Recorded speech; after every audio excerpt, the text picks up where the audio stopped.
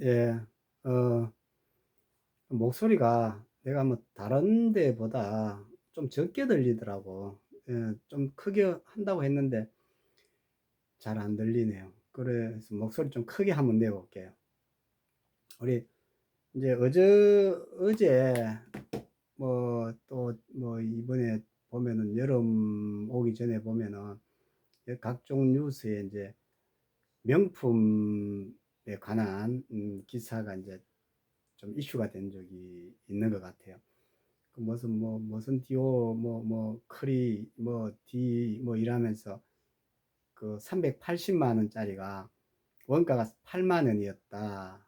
뭐 그러고 또 그 뭐 명품 또 있는데 그 세계 1위였는 부자 버일 뭐 에친가 뭐 하여튼 뭐 그 저 루이비통 하는 그 회사가 이제 경기가 중국인들이 이제 명품 이제 시들해져 가지고 이제 원래 뭐 이제 그 주가가 많이 떨어지고 하면서 이제 4만 5천 원짜리 뭐 제품을 냈다. 이제 명품 이제 기업들도 이제 한물 갔다 뭐 이런 식으로 이제 뉴스 아마 보도가 좀 되는 게 기사거리가 됐어요.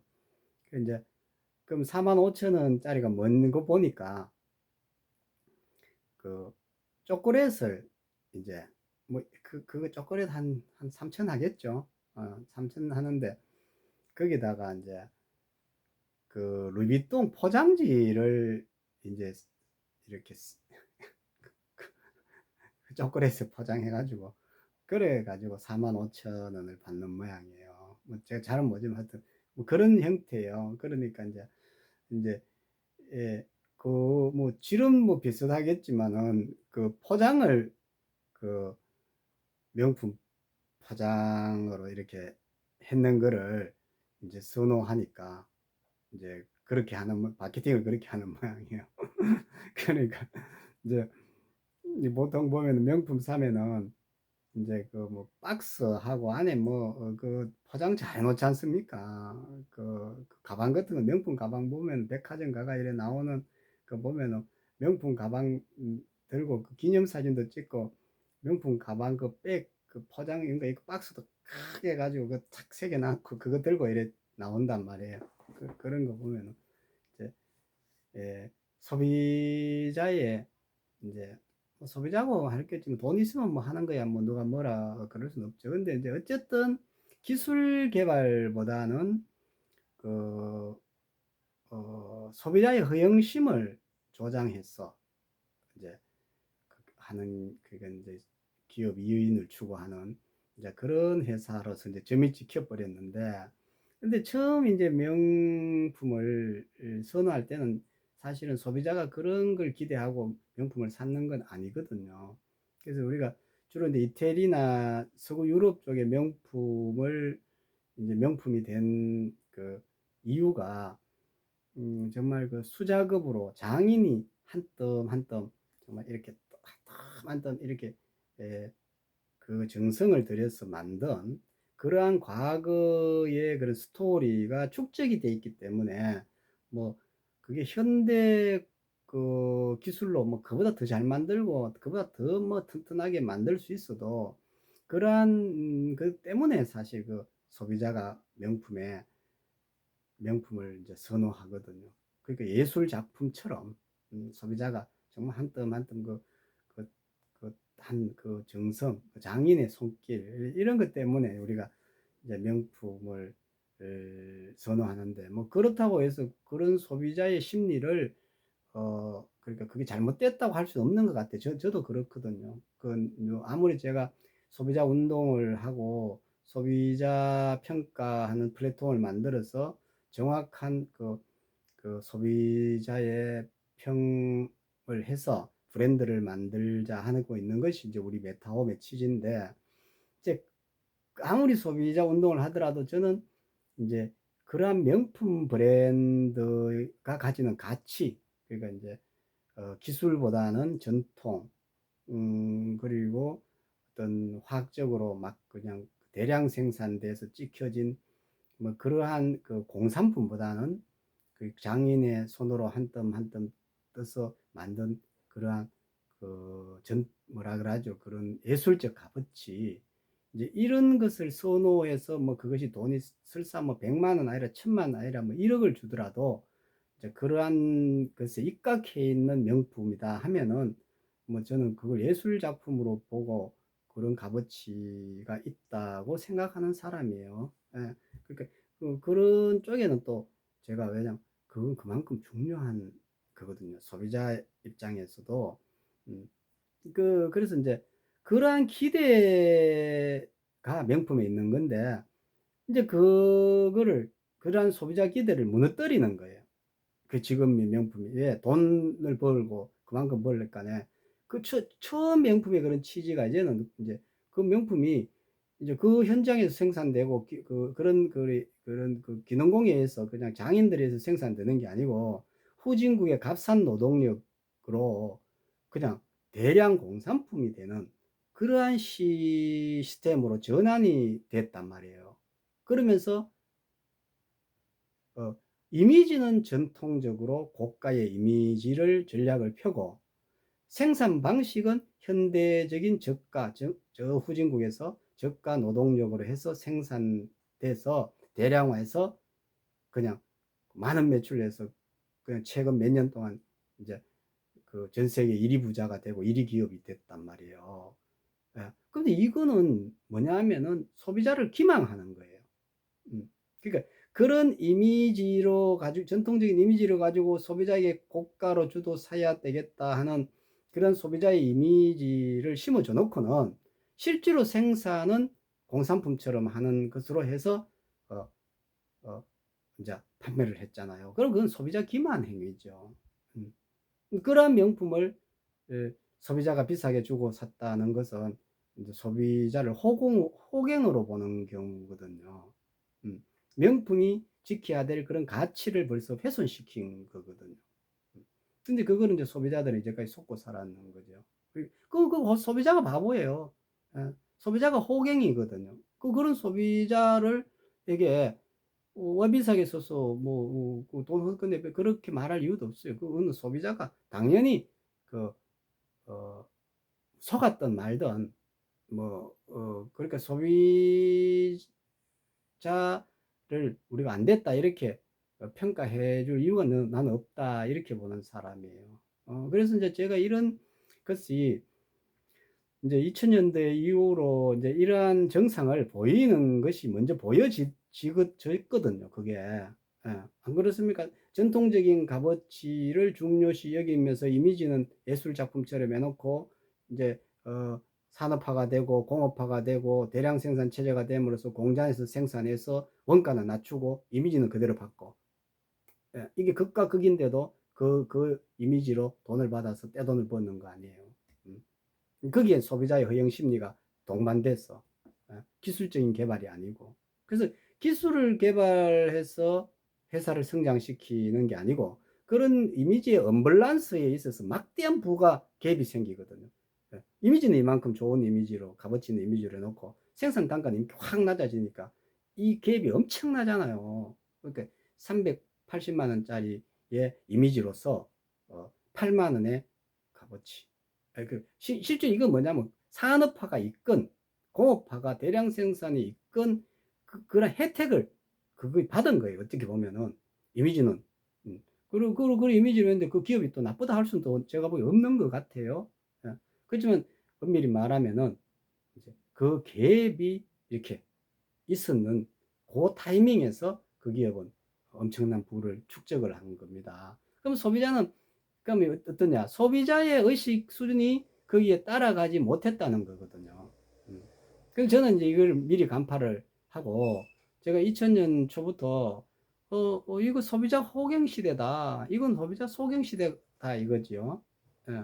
소비자는 호갱 시대거든요. 그리고 우리가 산업화가 덜 돼 가지고 아니면 자동화가 덜 돼 가지고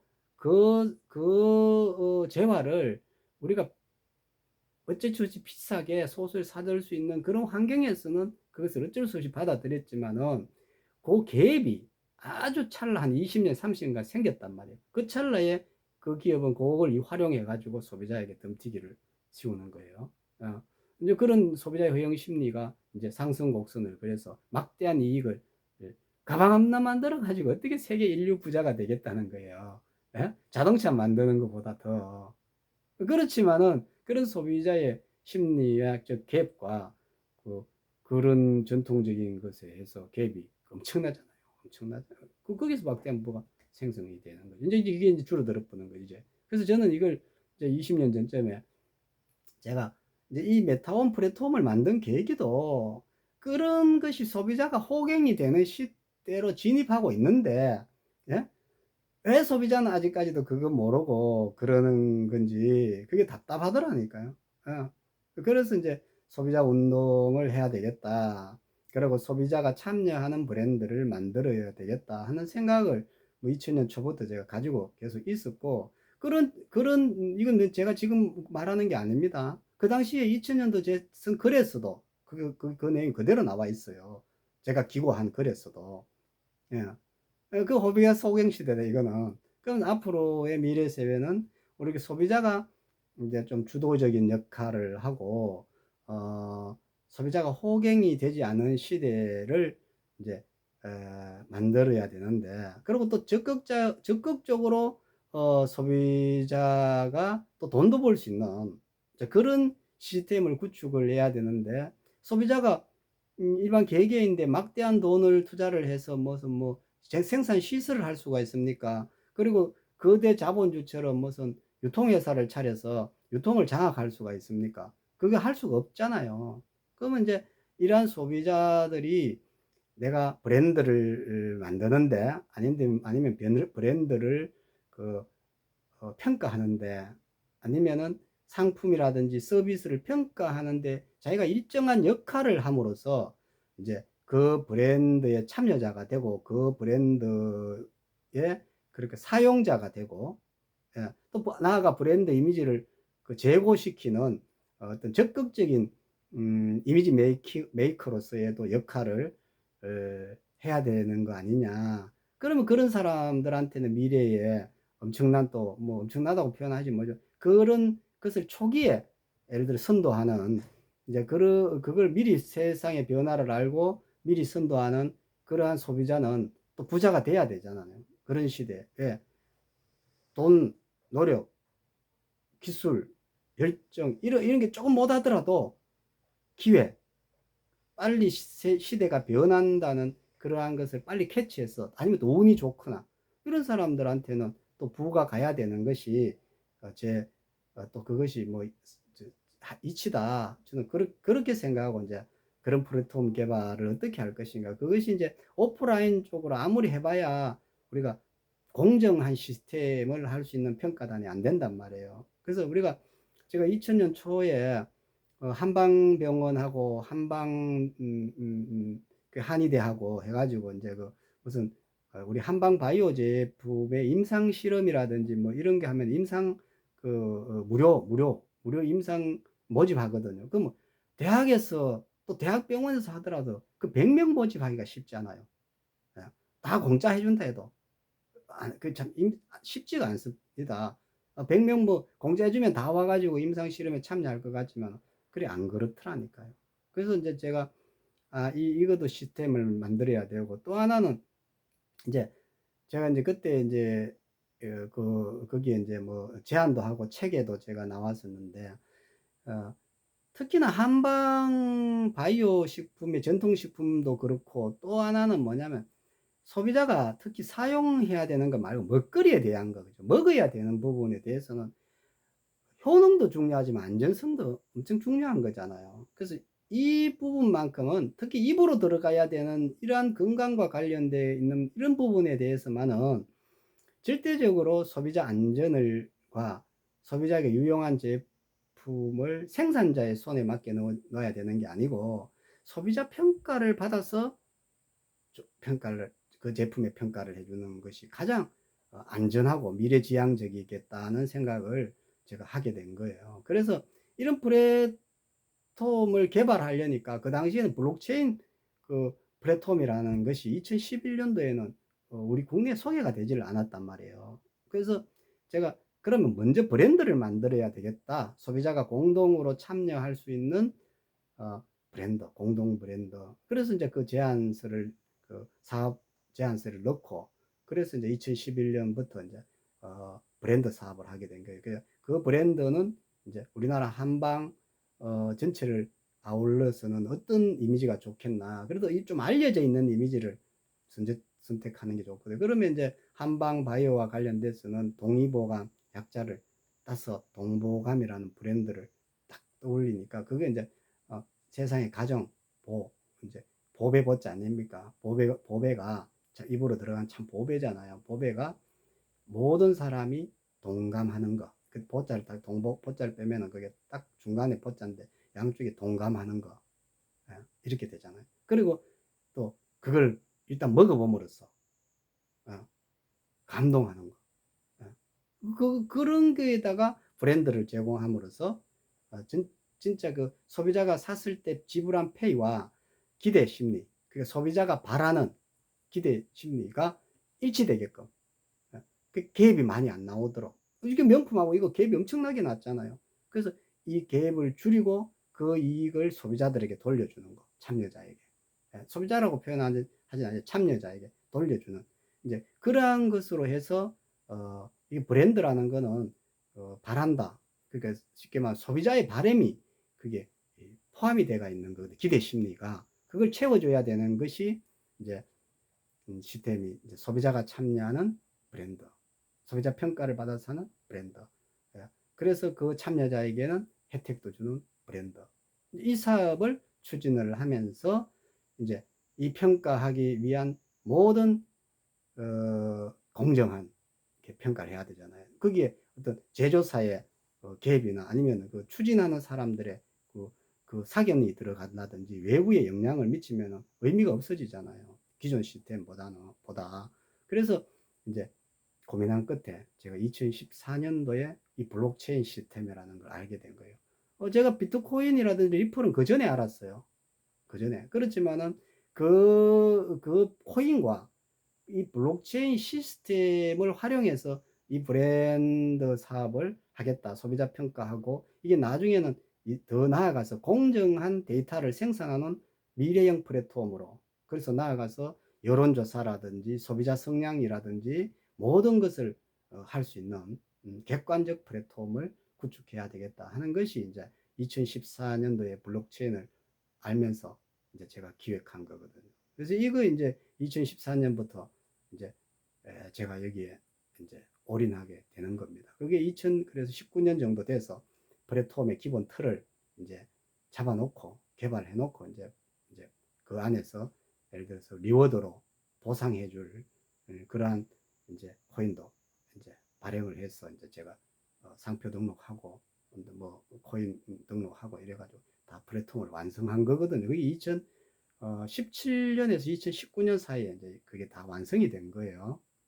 근데 이제 국내 법관 경계라는 이런 여러 가지를 판단을 해볼 때 아직까지 조금 시기를 일찍 해서 제가 2021년, 22년까지 주춤하다가 이제 그동안에는 제가 이제 나름대로 또 준비를 한 거죠. 그래서 이제 2022년 3년에 본격적으로 해서 이제 원래 이제 본격적으로 나선 거거든요. 원래 2024년 지금 하반기니까 이제 시작을 되는 거니까 이제 우리 메타홈 플랫폼이라는 것으로 이제 전 세계로 지금 알려져서 벌써 4천만 명이거든요. 그래서 이게 그래서 제 이제 유튜브를 쭉 들어보신 분은 알겠지만은 저는 이게 사업이라고 생각 안 해요. 사업이라고. 소비자 의식을 바꾸고 미래 사회에 우리가 가야 될 가장 바람직한 방향을 설정하는 그다. 새로운 세상을 열기 위한 그러한 시금석이고 출발점이고 단초다 이렇게 생각하는 거예요. 그런 심정으로 제가 이 플랫폼이라든지 이 공정 플랫폼을 시작하는 거예요. 제가 이걸 사업이라고 생각하고 시작하지는 않았어요. 그래서 앞으로도 이제 그러한 차원에서 이제 그렇다 해서 뭐 돈 안 벌겠다 이 뜻은 아닙니다. 돈 없이 안 된 세상은 어떻게 돌아갑니까? 우리 행위 하나가 내 경제적인 행위, 내가 어떤 행위를 하든 내가 경제적인 행위로 하는 보상으로 받는 것이 전부 다 이게 돈인데요. 돈을 무시하면 안 되죠. 돈을 무시한다는 것은 내 경제적 행위를 안 했다는 뜻이거든요. 불로소득을 하고 불로적인 그런 행위가 자꾸 이어지니까 그게 돈에 대한 그러니까 가치가 떨어지는 게 아니고, 그러니까 돈에 대해서 존중할 수 있는 우리 사람의 그런 뭐라 그러죠? 그 그런 이미지 자체를, 도덕적 이미지가 훼손된 거지. 돈의 값어치는 존중받아야 된다. 그것이 이제 어 행위에 대한 당연한 결과다. 저는 그렇게 생각하는 사람이니까, 돈이 가장 값어치 있는 대우를 받아야 되는 사회가 가장 바람직한 사회라고도 봐요. 그럼 그 돈이 또 가장 바르게 행위했는 사람한테 돌아가야 되는 세상이 오면은 돈의 값어치가 가장 소중한 값어치로 인정받는 시대가 되는 거죠. 그게 바로 공정사회의 깃털이 된다. 저는 그렇게 생각하는 사람이고, 그러한 세상을 열기 위해서 제가 이 메타운 프로젝트를 하는 겁니다. 예. 그래서 참여하는 모든 사람들이 이 취지를 알아주셨으면 하는 바람입니다.